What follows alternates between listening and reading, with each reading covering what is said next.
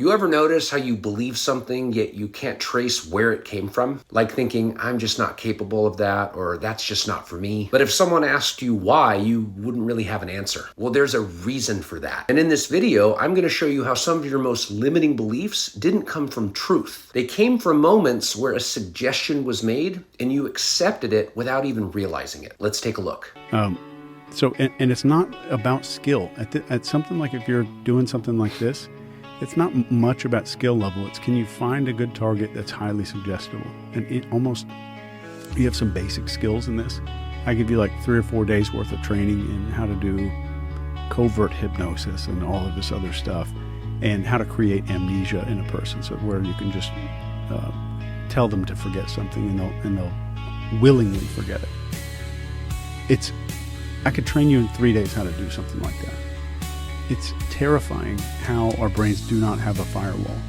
And the moment that our conscious filter that filters, like, is this information good for me? Should I accept this information?